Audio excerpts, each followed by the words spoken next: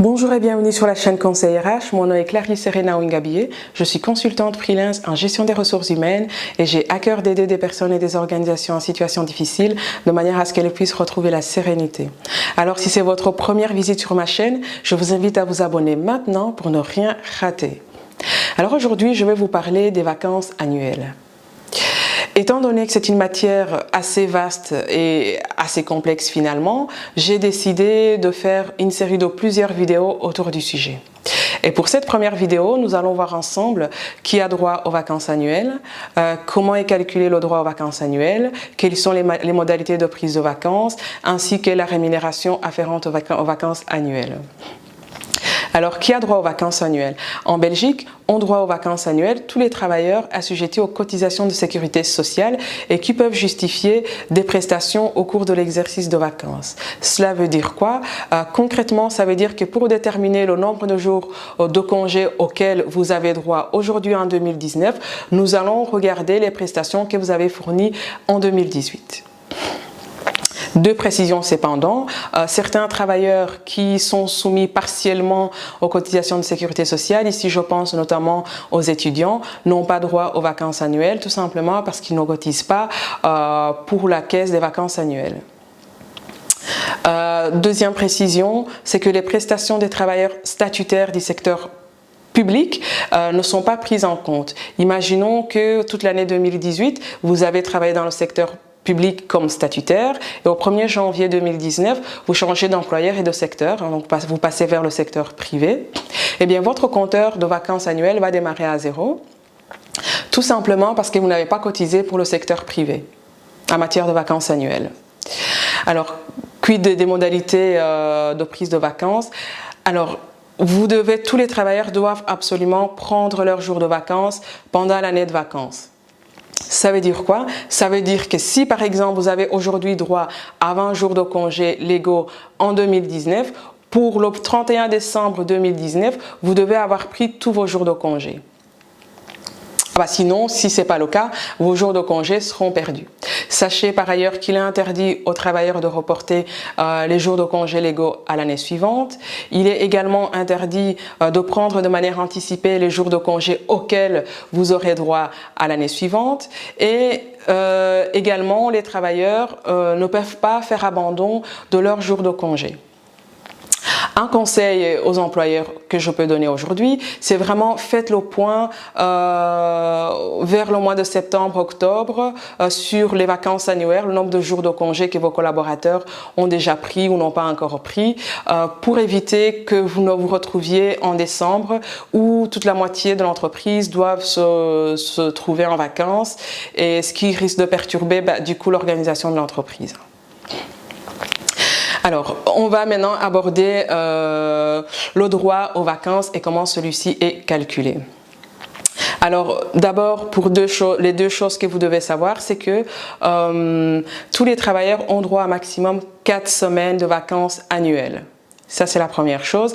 Et le nombre de jours, pour déterminer le nombre de jours de congé auxquels les travailleurs ont droit, on va se baser d'une part sur leur statut, ouvrier ou employé, et sur les prestations qu'ils ont fournies au cours de l'année précédente. Concrètement, donc comme je l'ai expliqué tout à l'heure, on va regarder toujours vos prestations de l'année 2018 pour déterminer le droit au congé maintenant en 2019. Commençons par les employés ou en tout cas les apprentis employés. Alors, pour déterminer le nombre de jours de congés auxquels ont droit vos employés dans la société aujourd'hui en 2019, eh bien, on va regarder les prestations qui ont été prestées effectivement ou des prestations assimilées au cours de l'année 2018. Qu'est-ce qu'on entend par prestations assimilées? Ici, ça va être par exemple de la maladie, sachant que les 12 premiers mois de la maladie sont assimilés. Ça peut être aussi du congé de maternité ou congé de paternité. Toutes ces absences sont assimilées et n'ont donc aucun impact sur le droit aux vacances annuelles. Alors, prenons un exemple d'une personne qui a travaillé toute l'année 2018, de janvier à décembre 2018. à temps plein dans un régime 5 jours semaine, cette personne aura droit en 2019 à 20 jours de congés légaux. Si par ailleurs la personne n'a travaillé que 6 mois en 2018, eh bien la personne se verra son droit au congé proratisé en fonction de ses prestations de l'année 2018.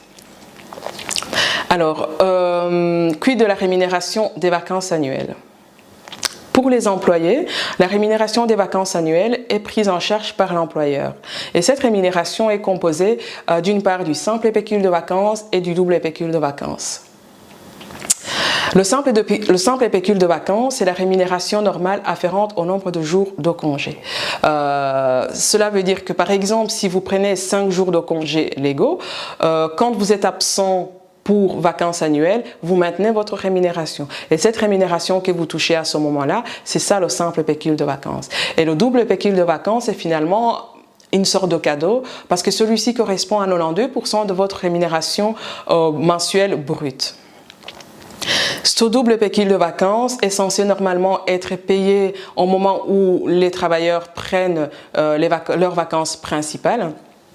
Mais de manière générale, dans beaucoup d'entreprises, le double pécule de vacances est payé entre le mois d'avril et le mois de juin ou de juillet.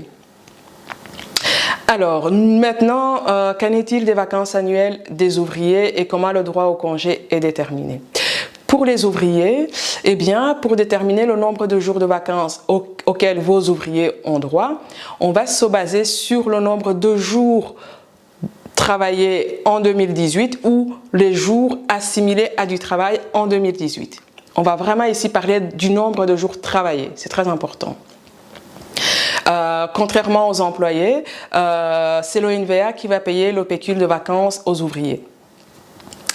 Alors du coup, à quoi correspond ce pécule de vacances? Ce pécule de vacances des ouvriers correspond à 15,38% de toutes les rémunérations brutes majorées à 108% que les travailleurs ont touché en 2018. Alors au moment où l'ONVA finalement calcule le pécule de vacances, il va donner un chèque de vacances à l'ouvrier sur lequel on pourra retrouver le nombre de jours de vacances auxquels l'ouvrier a droit. Juste peut-être pour toucher un mot aussi sur les vacances annuelles des artistes, sachez que les artistes en termes de vacances annuelles sont assimilés à des ouvriers. Et donc c'est l'ONVA qui va payer le pécule de vacances des artistes. Alors, je propose d'arrêter cette vidéo ici. S'il y a 2-3 informations importantes à retenir à ce stade-ci, c'est que d'une part, tous les travailleurs finalement ont droit à maximum 4 semaines de vacances annuelles, ça c'est la première chose, que pour déterminer le nombre de jours de vacances auxquels vous avez droit, on va se baser sur vos prestations effectuées au cours de l'année qui précède l'année de vacances. Donc pour 2019 par exemple, on va regarder vos prestations de 2018, c'est-à-dire que en termes de prestations, on va voir si vous avez travaillé dans un régime temps plein, temps partiel, etc. ou si vous avez travaillé une année complète. Donc toutes ces données vont vraiment avoir une influence sur votre droit au congé. Donc, pour les prochaines vidéos, la prochaine, je vous parlerai du pécule de départ des employés. Pour la suite, je vous parlerai également des vacances européennes, des vacances jeunes et des vacances seniors. En attendant, portez-vous bien et quant à moi, je vous dis à très bientôt pour la prochaine vidéo. Au revoir.